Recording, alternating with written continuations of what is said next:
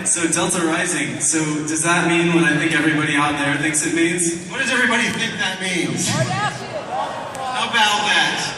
If it's not painfully obvious, yes, we are really excited about bringing the players to the Delta Quadrant. We really wanted to tell the story of what's been going on in the Delta Quadrant. Star Trek Online takes place in the year 2410, which is about 32 years since Voyager returned home.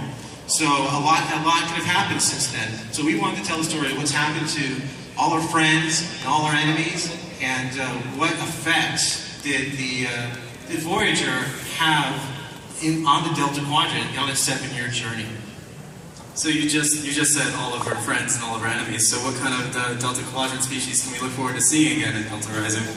So if you're familiar with Star Trek Online, you know that we already have a few Delta Quadrant races in the game. We've already seen the Borg, we've seen the Hirogen. So joining the roster will be Talaxians and Okapan and Kazon, and Hierarchy, Malon, APU, the Armored Personnel Units, or excuse me, the Automated Personnel Units, Kabali. There's just so many, I can't even remember them all right now. So it's just going to be a huge pantheon. It's going to be great. It's going to feel so much like the show. That sounds like a lot of new content if we're going to get to meet all those races again. But what else can existing players expect from Delta Rising? Well, so there's a little bit more media for people familiar with the game. Last year, with Legacy of Romulus, the big focus was bringing a new playable faction to the game. So with Legacy of Romulus last year, you could then play as a Romulan. So you could play as a Romulan or Reman, and that was a huge success. Everybody loved that. But this year, we wanted to do something different. This year, with Delta Rising, Star Trek Online will be raising the level cap from 50 to level 60. Yay! So you'll be able to, as a Federation character, for instance, you can be a Fleet Admiral. As a Klingon, you can be a Dahar Master. Okay, so that means from 50 to 60, we'll be bringing you Delta Quadrant story-based mission content from 50 to 60 for you to enjoy. All right, all new story-based content all around the Delta Quadrant. So it's going to be an amazing story. We're really excited for you guys to check it out. So obviously a lot of content is going to take us to 60, but what about the system size of things? What can we look forward to there on the path to level 60? All right, so the first thing, if you're going to be level 60 now, you're going to need some new gear, right? So we'll be raising the mark cap of all gear to Mark 14. Wow. So that's going to be a significant increase in power for everybody. Also, for your captain, we will be introducing a new advancement system. We'll be adding specialization talent trees to the game. This will be your primary way that you'll be able to advance your character. So this means brand new powers for ground and space. You'll be able to start investing in that and specializing your character around level 50, but it doesn't stop at 60. After 60, you can keep specializing. It's basically infinite advancement. So keep your eyes peeled for details on that. All right, so we're going to the Delta Quadrant. We've got all these new powers. We can invest in our captain, but I think what a lot of people are really curious about is new ships. Yeah, I hear some new ships. People out there want some new ships, huh? Well, Star Trek Online, is nothing without ships. So we've got over 300 playable ships in the game right now. Pretty much everything that you've ever seen on the show has been there. Every obscure ship you've ever heard of.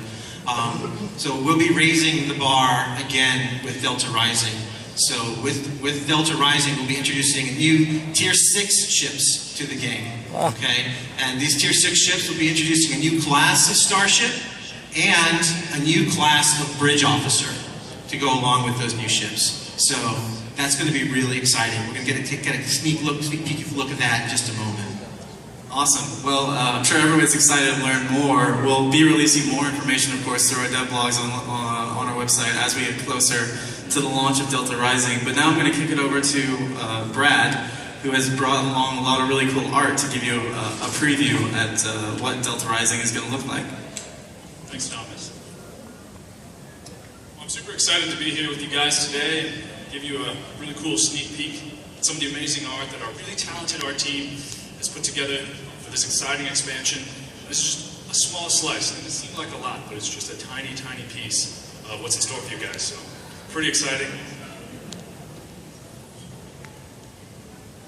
One of the things that's most exciting for us as our team and as a dev team is that in Delta Rising, for the first time, you'll be able to fully explore with the Delta Quadrant and experience firsthand the locations you remember from the show, the characters, the ships. It's just an awesome, it's fantastic, a great immersive experience.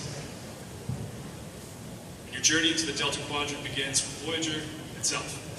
As you can see, if you guys are familiar with the game, we've completely overhauled the Intrepid class from stem to stern. And this really embodies our sort of development philosophy on the art team to infuse these locations, ships, characters with as much authentic detail as possible. And you can see that in your encounters with Voyager, in missions where we fight alongside her, you also see this detail when you fly our own Intrepid class. And that attention to detail continues on the interiors as well. And one of the things that we've been doing, spending a lot of hard work and effort on, is really fleshing out the full interior, all the key locations that you remember from Voyager. And it's just a great trip, wandering around these interior hallways and special key locations. I mean, the bridge is a great moment to sit your character down on the bridge, go to engineering. And again, there are great missions that take advantage of this interior. And you'll also get to experience this on your own player ship interior as well. There's a shot of the med bay, and obviously astrometrics. We've even made 2 versions of the mess hall, one with a replicator, and then one with Neelix's kitchen, so it's really cool. But you won't just be visiting familiar locations in Delta Rising. As Al said, you'll also be encountering just a huge number of species from the show. I'm going to show you a peek at some of those today. So you'll first encounter the Talaxians and the Ocampa, who are effectively your allies and helpers as you journey through the Delta Quadrant. You'll also encounter the Benthin, who we've cast in this expansion as protectors of justice on the frontier marshals, if you will. You'll also cross paths with the Azari, interstellar bounty hunters, who interestingly will sometimes be on your side and sometimes will be against you, depending on how their contracts are working at the moment. And of course, you'll cross paths with the unsavory Kazon, brigands and raiders. As well as the hierarchy, whose corporate warlord masters find all the conflict that's going on in the Delta Quadrant to be good business. And finally, as far as this presentation goes, the Melon, who pose a unique threat to the ecology of various planets and systems. And just, again, all these species, it's just so great to see them up close when you're playing missions, see the ships, have interactions with the captains of those ships. It's just a great vehicle for storytelling, and it's just a great nostalgia trip. But of course, it wouldn't be Star Trek if you couldn't explore strange new worlds. And Delta Rising has so many of these. I'm going to give you a look at a few of them right now. Starting with this mysterious planet, which harbors a dark and deadly secret. Or this next planet, which is a brand new homeworld that we've created for a canon species that was only rarely glimpsed in Voyager. And for our team, I think there's a really exciting opportunity to just take some of those clues from that episode and try to build out the culture, the architectural language of this species. And we really took inspiration from their unique method of reproduction, which is almost a high-tech form of DNA-based reincarnation, and use that to inform the look of their city, creating these ascetic, almost monastic, temple-like high-tech structures. Last, but certainly not least, I want to give you guys a sneak peek at some of the ships you'll be piloting. Obviously, with all the new threats, the Delta Quadrant, you need to roll out some new tech. Some powerful new technology in the form of new starships. And we've designed a new aesthetic for these ships that will sort of reflect their new and unique powers. It's a little too early to talk about what those are yet, but here's an early look at Federation Escort, as well as an all-new cruiser. But it won't just be Federation starships. Here's a look at a cutting-edge new Romulan warbird and a new Klingon Raptor. And that's all we have for the sneak peek today. I hope you guys enjoyed it. I think this is all pretty exciting. Of course, we have much more to share with you guys in the coming months, so please stay tuned. Thomas, back to you. Thanks, Brad. Thanks for bringing all that stuff for us. So, Delta Rising. So that's pretty much all we have to share for you. Let's recap, though. Delta Rising is going to take you back to the Delta Quadrant. You're going to be able to follow in Voyager's footsteps and meet old friends and enemies. We're also raising the level cap to 60. You're going to be a fleet admiral and have new ways to customize your captain's powers. And finally, Tier 6 ships. They're also going to have some new abilities and new visual styles, and it's going to be part of the biggest expansion to Star Trek Online since Legacy of Romulus, and it's all coming out in October of this year. Right. Well, there's one more thing that we want to talk about. So, Star Trek Online has always brought you Star Trek alumni and talent actors.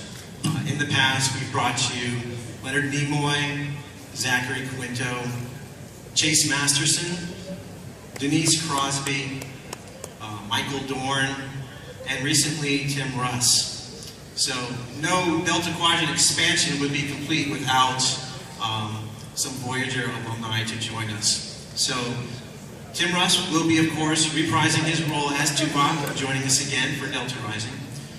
But we'll be adding several more Voyager cast members as well. And today we'd like to announce one of them, just one of them. Garrett Wong will be joining us, reprising his role as Harry Kim. Well, there he is.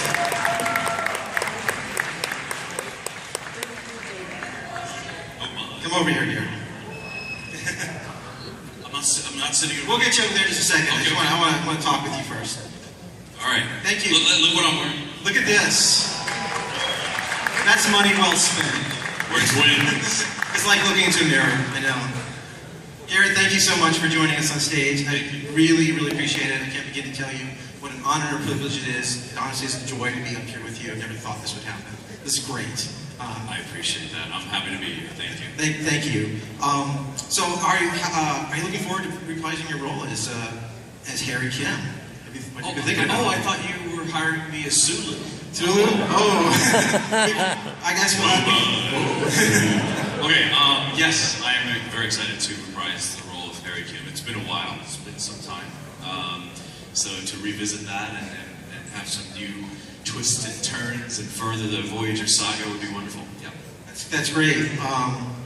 So Garrett, I've heard you say that you never really got to explore your character Harry Kim very well. That you felt that sometimes the writers held you back a little, or that you didn't really get to develop as much as you'd like. What would you like to see? First of all, before you go on, I feel so weird that you guys are sitting there where we're standing. We're going to go back over there in a second, but I just want to check with you. Let's sit down. Let's sit down? Okay, let's sit down. We got it. Okay. This is much better. Do you guys want to join us on the other couch? Come on over, come on over. It's kind of weird that you're over there. Come on over. Everyone sit down. There you go. Yes. Good job. Nice and cozy, right? Much more comfortable. Thank you. All right. So